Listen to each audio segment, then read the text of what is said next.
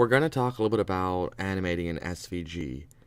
I'll talk first a little bit about some of the things to be aware of, and then we can go into how you can actually do it, and some of the other aspects that you can make that can make it interactive. But there's some weird stuff that happens with it, and depending on how you're making your SVGs or if you're exporting from Illustrator, there's some complications you can run into. It'll be interesting.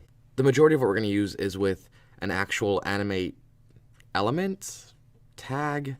It's a little weird, and we'll get to that in a few minutes. But basically, using SVG, you can make things change, move, transform, stuff like that, actually live in the image itself, which is pretty cool, something that you can't do with JPEG or PNG. And you can do it with GIF, but GIF has a very low quality in comparison. So there's two primary ways to do this. You can do it with SVG only, which is what I'm going to focus on, but you can also do it using CSS and JS, or CSS and JavaScript.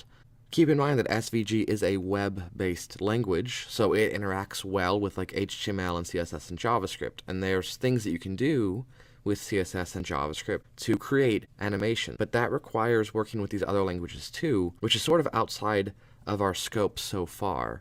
And so I don't really want to focus on that yet. I want to show you how to do it first with SVG, and then later on, eventually, we can get to some of the other stuff.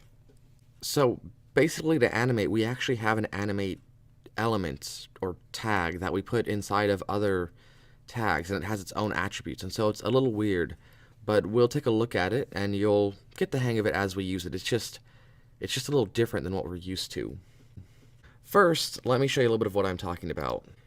So I made this house the other day, and I showed it off to you in Adobe Brackets, which I have here, and I've added in some animation.